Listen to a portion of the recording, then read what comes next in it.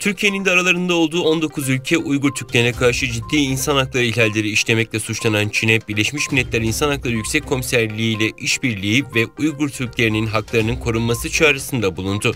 Türkiye'nin Birleşmiş Milletler Daimi Temsilcisi Feridun Sinirlioğlu da Uygur Türk'ü insan hakları savunucularıyla sivil toplum örgütlerinin de katıldığı Birleşmiş Milletler Genel Merkezi'nde düzenlenen toplantıda bir konuşma yaptı. Toplantı ABD, İngiltere ve birkaç diğer batılı ülke dahil olmak üzere 19 ülke tarafından organize edildi.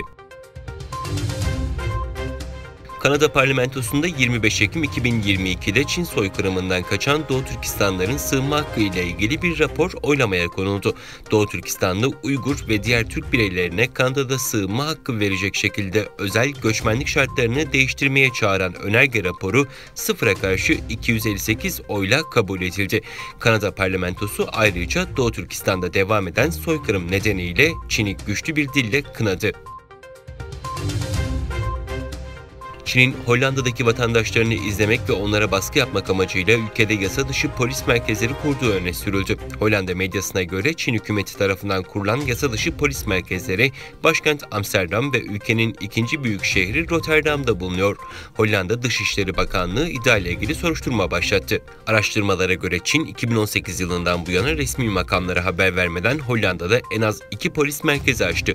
BBC'nin haberine göre Çin'in 2 eyaletindeki kamu güvenlik büroları çoğu Avrupa'da olmak üzere 5 kıta ve 21 ülkede 54 deniz aşırı polis servis merkezi kurdu ve bu merkezlerden 9'u İspanya, 4'ü İtalya'da, 2'şer tanesi de İngiltere ve Hollanda'da açıldı. Çin, Xi Jinping'e 5 yıllık yeni dönemin önünü açan Komünist Parti Kongresi'nin ardından Tayvan'la birleşmenin tarihte hiç olmadığı kadar yakın olduğunu açıkladı.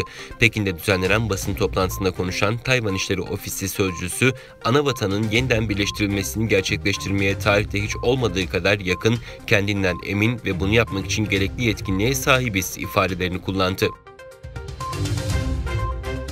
Kazakistan Cumhurbaşkanı Kasım-Cömert Tokayev, orduyu modern silah ve teçhizatla güçlendireceklerini bildirdi. Tokayev, başkent Astana'da yaptığı karargah toplantısında seçim programını açıkladı. Tokayev, orduda ve tüm güç bloğunda kapsamlı modernizasyon yapacaklarını kaydederek, askerlerimize modern silah ve teçhizat sağlanacak, ordumuzun imajını güçlendireceğiz, dedi. Savunma sanayisi kompleksini geliştireceklerini de belirten Tokayev, toprak savunmasını güçlendirmek, askeri eğitim kalitesini ve birliklerin uyumunu iyileştirmek için önlemler alınacak ifadelerini kullandı.